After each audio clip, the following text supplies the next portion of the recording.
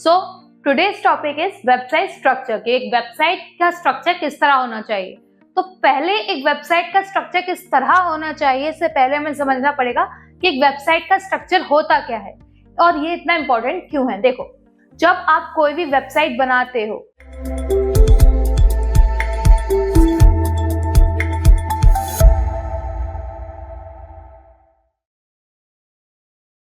Hey guys, welcome back to our channel Skilled People, and in this series of digital marketing we were talking about the website development. In last lecture हमने बात की थी website structure के बारे में, जिसमें हमने firstly बात की थी लोगो एंड वेबसाइट कलर के बारे में, कलर थ्योरी के बारे में कि एक लोगो और एक कलर का कितना बड़ा इम्पैक्ट पड़ता है हमारी वेबसाइट के ऊपर। और आज हम जिसके बारे में बात करेंगे वो है वेबसाइट का एक्चुअल स्ट्रक्चर, कि वो इतना इंपॉर्टेंट क्यों है, किस तरह से हमें एक स्ट्रक्चर डिजाइन करना चाहिए और एक बेसिक स्ट्रक्चर में कौन कौन से पेजेस होने चाहिए। So let's get started with the video.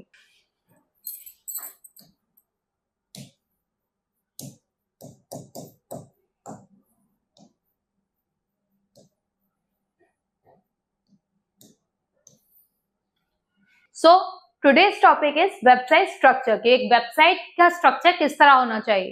तो पहले एक वेबसाइट का स्ट्रक्चर किस तरह होना चाहिए इससे पहले हमें समझना पड़ेगा कि एक वेबसाइट का स्ट्रक्चर होता क्या है और ये इतना इंपॉर्टेंट क्यों है। देखो, जब आप कोई भी वेबसाइट बनाते हो तो उसको एक सिग्निफिकेंट वे में हम असेंबल करते हैं जिससे इजी टू रीड हो जाए या इजी टू एक्सेस हो जाए ऑडियंस के लिए। जो एक वेबसाइट होती है ना, ये जो वेबसाइट होती है वो दो लोगों के लिए वर्क करती है, ठीक है। फर्स्ट फॉर पब्लिक, जिनके लिए हम जनरली ये बनाते हैं, एंड सेकंड फॉर गूगल, जहां हम इसे रैंक करने के लिए एसईओ करते हैं और एड्स चलाते हैं, ठीक है। तो ये इन दो लोगों के लिए हम एक वेबसाइट डिजाइन करते हैं ताकि हम अपना कंटेंट पब्लिक तक पहुंचा सकें, और गूगल के लिए इसलिए कि अगर हमारी वेबसाइट गूगल पर टॉप रैंक करेगी ही नहीं तो ऑडियंस तक पहुंचेगी कैसे। तो ये जो दो पर्सपेक्टिव होते हैं ना, इनके हिसाब से हम वेबसाइट बनाते हैं। तो आज हम जो पर्सपेक्टिव कंप्लीट करेंगे वो है पब्लिक पर्सपेक्टिव, जिसमें हम वेबसाइट का स्ट्रक्चर के बारे में बात करेंगे जो इजी टू एक्सेस होना चाहिए ताकि पब्लिक इस पे दी गई इंफॉर्मेशन इजीली रीड कर पाए, समझ पाए और अंडरस्टैंड कर पाए कि हम उन्हें कौन सा मैसेज या कौन सी इंफॉर्मेशन कन्वे करने चाहते हैं। तो अब इसका इतना इंपॉर्टेंट रोल क्यों है वेबसाइट स्ट्रक्चर का। देखो, जैसे कि मैंने अपनी लास्ट वीडियो में बताया था कि वेबसाइट को आप एक बुक की तरह समझिए, ठीक है। वेबसाइट एक बुक है, ठीक है। अब इस बुक में मैं इंडेक्स, ठीक है, ब्लूप्रिंट, उसके बाद चैप्टर 1, चैप्टर 2, ठीक है, सॉरी फर्स्ट इंट्रोडक्शन आता है, हाँ, introduction, index, blueprint, chapter 1, chapter 2, chapter 3, इस तरह से अगर मैं इस बुक को असेंबल करूं तो easy to manage, easy to access, easy to read और इजी टू अंडरस्टैंड होगी, ठीक है। कि इंडेक्स में जाकर हम देख सकते हैं ब्लूप्रिंट, उसके बाद आगे चैप्टर 1 में जो हमने समझा उसे आगे कैरी फॉरवर्ड चैप्टर 2 ने किया, फिर आगे कैरी फॉरवर्ड चैप्टर 3 ने किया। इस तरह से अगर मैं एक बुक बनाती हूं तो इजी टू अंडरस्टैंड है, ठीक है। पर ये बुक है, यहां मैंने लिख दिया चैप्टर 3 फर्स्ट, ठीक है। उसके बाद आपका ब्लूप्रिंट, उसके बाद आपका चैप्टर 4, उसके बाद चैप्टर 1,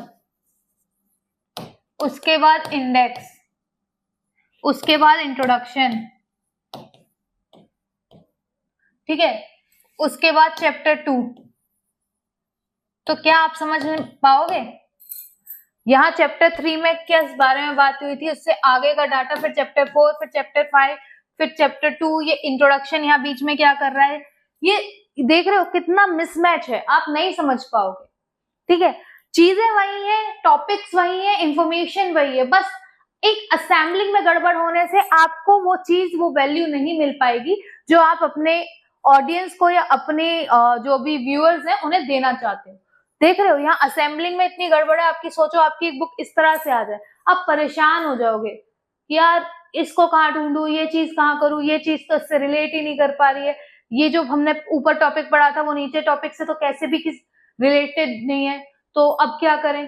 तो यही हौच पौच, यही जो मिसमैच की थ्योरी है, इसे हटाने के लिए ही, इसमें इस तरह ऑडियंस कंफ्यूज ना हो जाए, इसलिए एक वेबसाइट स्ट्रक्चर इंपॉर्टेंट है। अगर आप इस बुक को वेबसाइट समझो और ये जो पेजेस है इन्हें वेब पेजेस समझो, तो सोचो यहां मैंने अपने आप के बारे में बता रही हूँ, प्रोडक्ट के बारे में, ठीक है, पर यहां जाके मैं प्रोडक्ट का डिस्क्रिप्शन देने की बजाय, उसकी प्रॉपर्टीज बताने की बजाय रिव्यूज दे रही हूँ, सॉरी,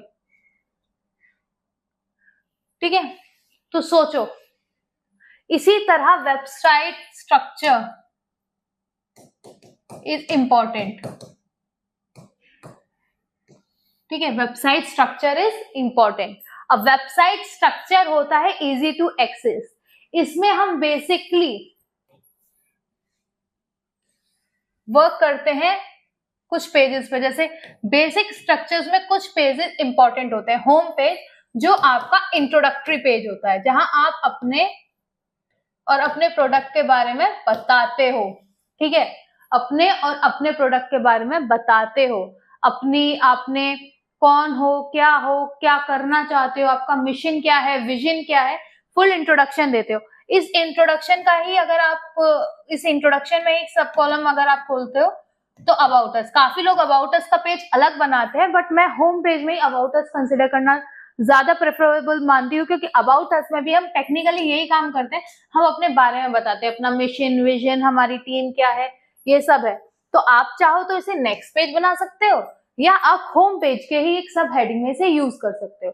तो ये है आपका फर्स्ट स्ट्रक्चर कि फर्स्ट पेज आपका होम पेज होना ही होना है। डिपेंड करता है आप अबाउट अस का पेज होम पेज के अंदर कंसिडर कर रहे हो या अबाउट पेज आप एक नया पेज डेवलप करना चाहते हो। Depend on you, your niche and your informational data. अब थर्ड जो पेज है वो हमेशा ध्यान रखिए सर्विसेज और आपके प्रोडक्ट के बारे में होना चाहिए। क्यों? बिकॉज आपने अपने बारे में बता दिया, नाउ आपको अपनी सर्विसेज और किस सर्विस या किस प्रोडक्ट को आप सेल आउट करने के लिए वहां हो। अब इन पेजेस में आप टेक्निकली डिस्क्रिप्शन देते हो, डिटेल डिस्क्रिप्शन देते हो, ठीक है, और इन्हीं पेजेस के अक्सर सब पेजेस बनते हैं। सब पेजेस क्या होते हैं ये मैंने आपको लास्ट वीडियोस में समझाया। इन्हीं पेजेस के हम सब पेजेस बनाते हैं जहां हम डिटेल में बताते हैं, अपना एक प्रोडक्ट लेंगे उसके बारे में एक डेडिकेटेड पेज बना देंगे, ठीक है। तो ये हो गया आपका थर्ड पेज। फोर्थ पेज है कॉन्टेक्ट अस। जैसे कि मैंने आपको कॉपीराइटिंग की क्लासेस में कई बार समझाया कि सीटीए होना इंपॉर्टेंट है। यहां भी हम कंटेंट डाल रहे हैं, यहां भी हम अपने बारे में अपनी इंफॉर्मेशन दे रहे हैं, अपने प्रोडक्ट की इंफॉर्मेशन दे रहे हैं, तो सीटीए आपका होना जरूरी है, और वही सीटीए फुलफिल करता है contact us. Contact us pages में कुछ चीजें होना बहुत इंपॉर्टेंट है, लाइक योर फोन नंबर। याद रखिए फोन नंबर वैलिड होना चाहिए, ईमेल आईडी जो आप रेगुलर एक्सेस करते हो, एंड मैप प्लस एड्रेस, ठीक है। और अगर आप डाल सको तो कोई लैंडमार्क भी, ताकि आप इजी टू कनेक्ट हो पाओ अपनी ऑडियंस से। अगर ऑडियंस आपको विजिट करना चाहे तो इजीली वो आपके ऑफिस तक या इजीली वो आपके सर्विसेज तक पहुंच पाए, इसलिए आप यहाँ फोन नंबर, ईमेल आईडी और अपना एड्रेस डाल सकते हो, ठीक है। And last and most important blog. अब आप सोच रहे हो कि ब्लॉग का इसमें क्या काम है। देखो हर वेबसाइट में, कोई वेबसाइट हो, प्रोडक्ट के बारे में हो या सर्विसेज के बारे में हो, blog is most important thing. Why? क्योंकि ब्लॉग ही एक ऐसी चीज है जो आप रेगुलरिटी पे अपडेट करते रहते हो, ठीक है। आप अगर हफ्ते में ब्लॉग्स डालते हो, ब्लॉग्स इतने इंपॉर्टेंट क्यों है एक वेबसाइट में, इसके बारे में एक स्पेसिफिक वीडियो में डालूंगी, लेकिन अगर मैं इसकी समराइज करके मैं इस टॉपिक को बताऊं तो ब्लॉग इसलिए इंपॉर्टेंट होता है कि ब्लॉग आपको रैंकिंग में हेल्प करता है। ठीक है, कैसे? फॉर एग्जाम्पल अगर आप इस वक्त सर्च करो स्किन डॉक्टर्स या स्किन प्रॉब्लम्स, तो उसके ऊपर आपको कुछ ब्लॉग्स लिखे दिखे आएंगे। क्यों? क्योंकि यही एक ऐसी ऑप्शन होती है जो लोगों के क्वेश्चंस का आंसर देती है। लोगों के रोज क्वेश्चंस बदलते हैं, तो रोज उनका आंसर अपडेट होना चाहिए। और आपकी नीश से रिलेटेड अगर आपकी ऑडियंस क्वेश्चन कर रही है और उसके आंसर उन्हें आपके रेगुलरली अपडेटेड ब्लॉग्स में मिल रहे हैं, तो यकीन मानिए आपकी वेबसाइट इजीली रैंक हो पाएगी, गूगल के ट्रस्ट में आएगी, इंडेक्सिंग उसकी अच्छी होगी, रैंकिंग अच्छी होगी, गूगल की नजरों में और गूगल के पेजेस पे वो रैंक करेगी ऑन द टॉप। तो ब्लॉग बहुत इंपॉर्टेंट है। लोग अक्सर यही गलती करते हैं कि ब्लॉग्स को इग्नोर कर देते हैं, वो ब्लॉग्स नहीं डालते, वो सोचते हैं इस चीज का क्या फायदा। बट इस चीज का एक वेबसाइट के अंदर बहुत ज्यादा फायदा है कि ये आपकी वेबसाइट को ऑर्गेनिकली रैंक कराने में बहुत इंपॉर्टेंट है। अब एक ब्लॉग कैसे लिखा जाता है, किस तरह से स्ट्रक्चराइज किया जाता है, उसके लिए अगर आपको चाहिए तो मैं एक अलग से डेडिकेटेड वीडियो बना दूंगी। If you want, do let us know in the comment box. And so this is the structure of a website. की वेबसाइट का स्ट्रक्चर इसलिए इंपॉर्टेंट है ताकि वो इजी टू एक्सेस हो, लोग उसे समझ पाए, याद कर पाए। और ये एक अच्छी स्ट्रक्चराइज वेबसाइट सिर्फ लोगों के लिए नहीं होती है, गूगल के लिए भी होती है। एक अच्छी स्ट्रक्चराइज वेबसाइट होगी तो गूगल का जो बॉट है वो इजीली उसे रीड कर पाएगा, उसे रैंक करवाने में हेल्प करवा पाएगा। ठीक है, तो ये एक बेसिक स्ट्रक्चर है, बेसिक पेजेस हैं जो हमें स्ट्रक्चराइज करते में कुछ बेसिक पेजेस हैं जो हमें होने चाहिए हमारी वेबसाइट के अंदर। So this is it for today's class. Hopefully आपको ये क्लास समझ में आई होगी, पसंद आई होगी। और अगर इससे रिलेटेड आपको कोई इश्यू या कोई क्वेरी है, do let us know in the comment box. Thank you for your precious time, and for more such amazing informational videos, like, share, subscribe, and obviously hit the bell icon.